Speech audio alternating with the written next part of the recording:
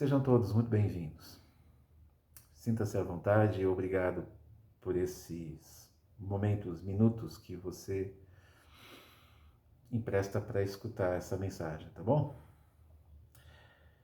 Eu tenho refletido nesses últimos dias, meses, a respeito da mensagem do Evangelho de Marcos. E eu queria, nesse instante, nessa oportunidade, pensar com você, Marcos capítulo 13. O Evangelho de Marcos capítulo 13, do versículo 3 ao 13. É um momento em que Jesus ele estava sentado no Monte das Oliveiras e ele estava observando o templo de longe. E não sei quanto tempo ele ficou observando o templo, né? Foi um momento em que foi seguido do momento em que ele conversou com um dos discípulos, quando, no capítulo 13 mesmo, no versículo 1 e 2, ele diz que tudo ia ser destruído, que o templo ia ruir, que não ia ficar pedra em cima de pedra. E aí chega nesse versículo 3, ele senta para ficar observando o templo. E estavam do lado dele, não muito próximo, mas também não muito distante, os apóstolos Pedro, Tiago, João e André. Eles se aproximam de Jesus e eles fazem uma pergunta que é o seguinte: eles olham para Jesus e falam: Senhor, nós escutamos o que o Senhor falou e nós gostaríamos de saber do Senhor quando que tudo isso vai acontecer. Quando é que o templo vai ser destruído? O Senhor acabou de falar. Que sinal haverá mostrando que essas coisas acontecerão? E aí Jesus, com muita paciência, que lhe era muito peculiar, ele passa a ensinar aos discípulos. E ele diz: escuta, é o seguinte, cuidado com aqueles que vão tentar enganar vocês. Cuidado para que ninguém engane vocês. Porque muita gente vai chegar fingindo que sou eu. Muita gente que vai chegar e dizer: eu sou o Messias. E olha, tem gente que vai crer nisso. Tem gente que vai acreditar nisso. Paralelo a isso vai acontecer muito barulho, guerras vão ocorrer, enfim, etc. Mas olha, eu digo a vocês, não tenham medo. É difícil, né? Não tenham medo, porque isso vai acontecer, mas ainda não será o fim. Talvez o medo aumente, considerando essas coisas. E ele fala assim, ele continua dizendo, olha, um país vai atacar outro país, terremotos vão acontecer, fome vai acontecer.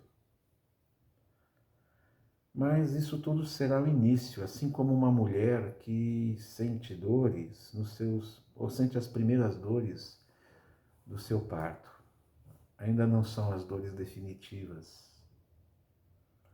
Cuidem-se, fiquem atentos. Até porque vocês, inclusive, serão presos. Que notícias boas, né? Vocês serão julgados. As sinagogas, elas vão se aproveitar disso. Sim, porque vocês são meus discípulos, então eles vão se aproveitar, os discípulos daquele que se dizia Deus, se autodenominava como filho de Deus, eles vão aproveitar, eles vão botar lenha na fogueira, tá?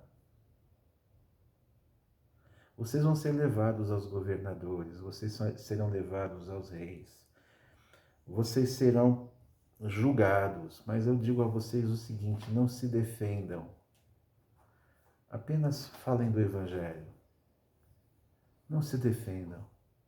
Digam a eles que vocês possuem um Senhor.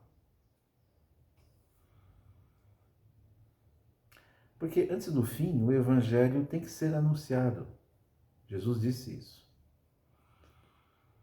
Antes do fim de todas as coisas, o Evangelho precisa chegar a todas as nações, não só aqui. Por outro lado, anunciem o Evangelho sem se preocupar exatamente sobre como vocês vão dizer isso, ainda mais de frente de autoridades que estão prendendo e julgando vocês. Vai ser um negócio meio constrangedor, difícil. Vocês vão estar com medo, vocês vão estar nervosos, eu sei.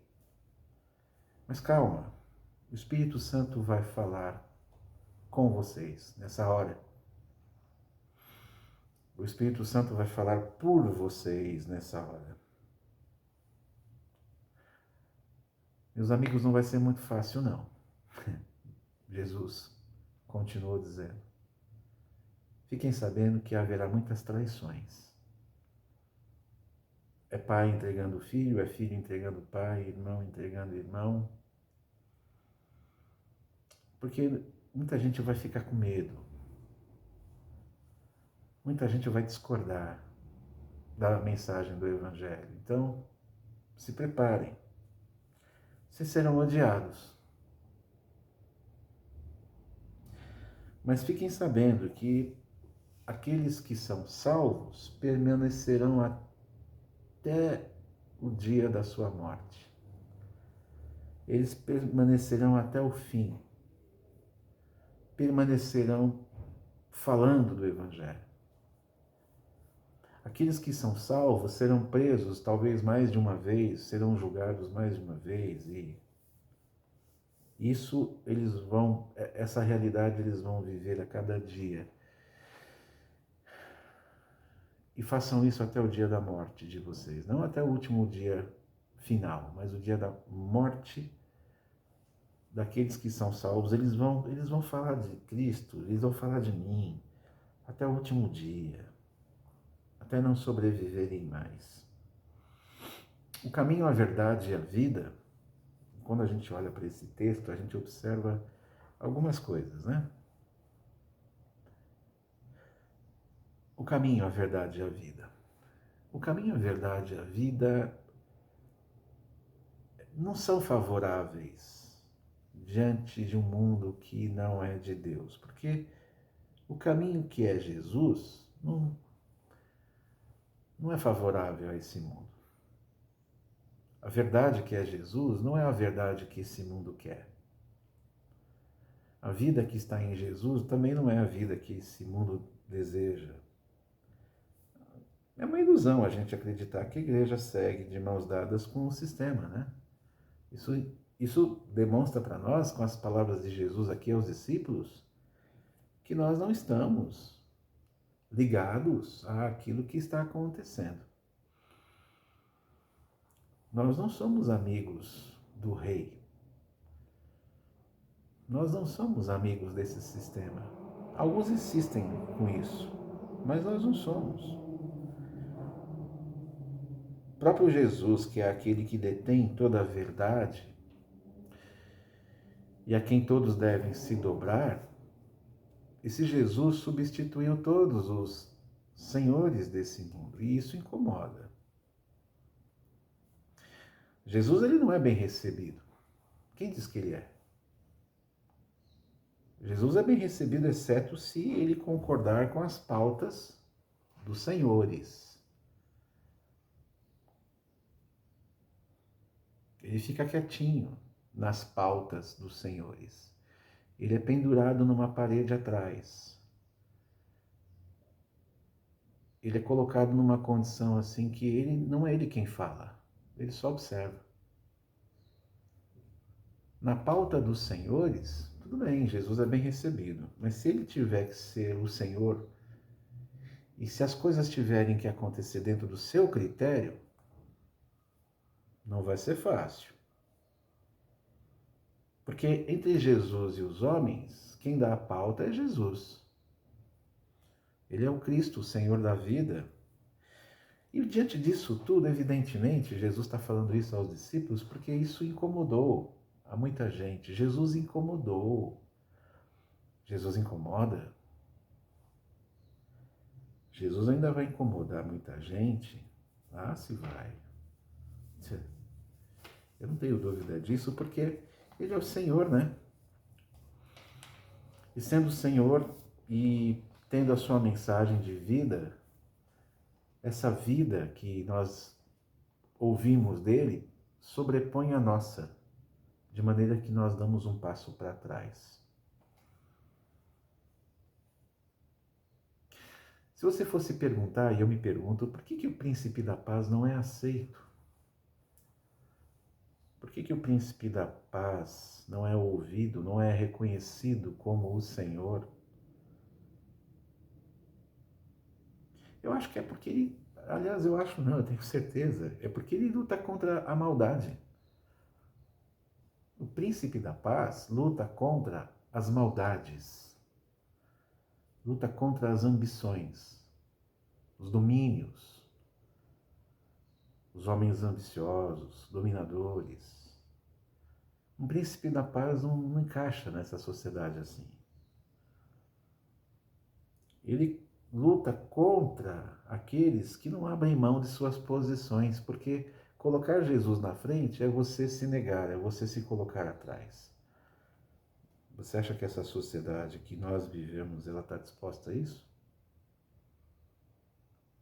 Quem falou que aqueles que seguem o Senhor senta na mesa dos que não o seguem? Esse é um outro lado. Quem disse para você que aqueles que sentam na mesa do Senhor sentam naturalmente na mesa dos outros senhores? Jesus entrou na casa de Mateus, mas ele se tornou senhor daquela mesa. E o Mateus se tornou outra pessoa. Não foi uma mesa de negociação, onde Jesus se adapta àquilo que Mateus era. O Elias não sentou, o profeta. Ele não sentou na mesa dos profetas de Baal. Os profetas não sentaram na mesa dos outros senhores. Pelo contrário, eles perderam a vida em função de seguirem um só Senhor. Jesus não se aliou ao império. Em momento algum, Jesus sentou com o império para conversar, para convencer, para tentar ter um acordo, para fazer uma sociedade mais justa. Interessante, porque Jesus não brigou por uma sociedade justa. Ele trouxe a proposta do seu reino, porque o seu reino tem uma proposta justa. O outro reino não tem. Os apóstolos também não sentaram com ninguém que não tivessem uma proposta do reino de Deus. E aí Jesus olha para essa condição e a gente ouve Jesus falando, ele fala o que ele falou e a gente observa os discípulos escutando isso, nós escutamos isso, e aí a gente chega à conclusão, bom, eles não estão com a gente? Tendo nós uma mensagem poderosa que destrói os impérios todos, né? Porque não há mais de um Senhor. Efésios 4, Paulo diz que é apenas um Senhor.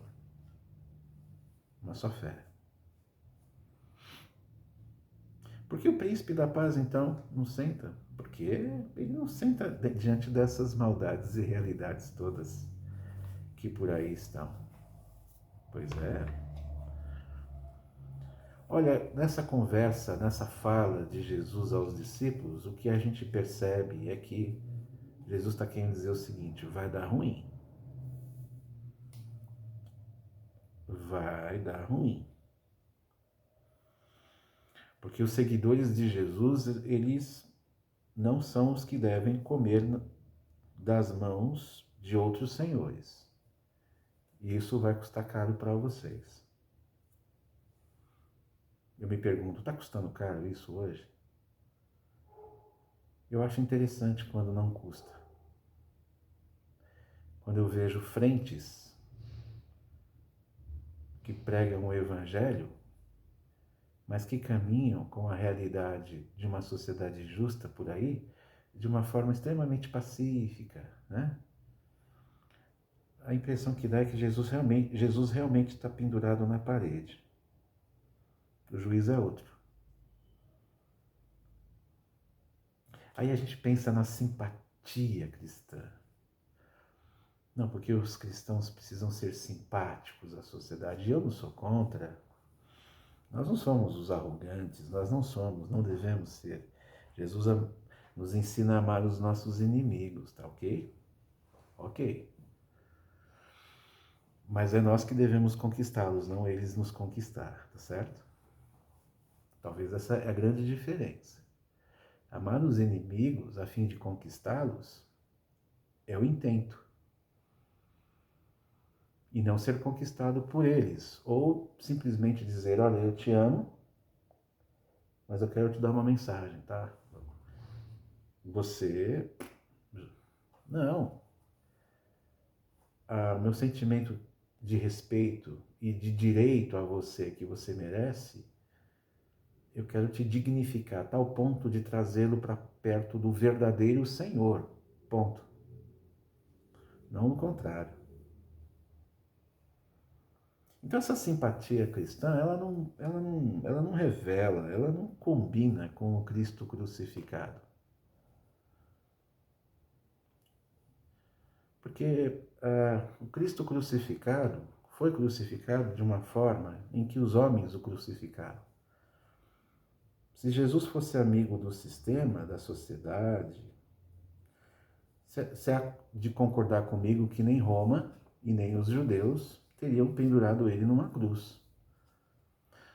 A vontade do Pai era maior, a vontade do próprio Jesus de se entregar era maior. É claro que ninguém ia segurar Jesus. Mas os homens não fizeram nenhuma questão de mantê-lo fora da cruz. Sociedade justa, né? Essa é uma sociedade justa?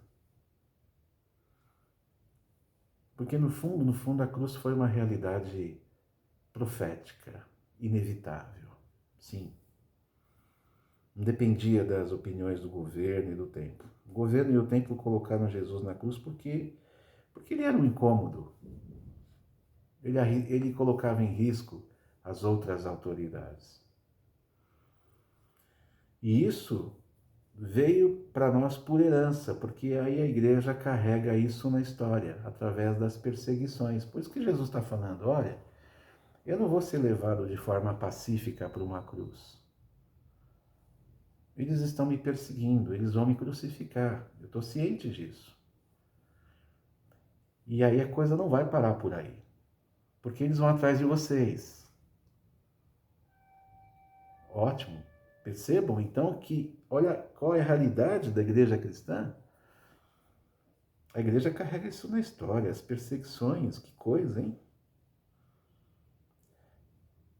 O Constantino, então, conta, aquele que fez da religião de Jesus uma religião oficial? Não, não conta. Ele pegou os cristãos, que eram chamados de cristãos de maneira pejorativa, e fez deles uma religião oficial por interesses próprios, por interesses outros. E deu no que deu a tal ponto de chegar Martinho Lutero e se levantar e falar, isso aqui está tudo errado. Não dá para caminhar desse jeito. Constantino não conta, a igreja-estado é um fracasso. Os interesses não são de uma sociedade justa. Existem interesses por baixo dos panos, tanto da igreja quanto do Estado. Agora, exceto se concordar com os constantinos que estão aí por aí. Aí as coisas caminham bem, aí todo mundo é amigo do rei e a igreja vai muito bem, obrigado. Olha, a questão não diz respeito a nós, a questão diz respeito a Jesus. E ele nos avisou e, ao mesmo tempo, nos considerou abençoados mediante o preço que nós iríamos pagar. Nós estamos pagando? Às vezes eu acho que não. Às vezes a igreja ainda quer continuar sendo simpática. E é Jesus quem fala de qual lado nós devemos estar. Ficou muito claro. Portanto, então, não desista. Não desista. Não queira agradar a ninguém para que o Senhor seja Senhor dessa pessoa. Não tente chamar as pessoas para o teu lado se elas simplesmente não entendem que Jesus é Senhor. O Senhor delas é outro. Anuncia, mostra, revela, testemunha, apresenta, mas não negocia. E olha, por conta disso, Jesus já falou qual seria o fim. Jesus falou qual seria o nosso destino. Você está pronto para isso?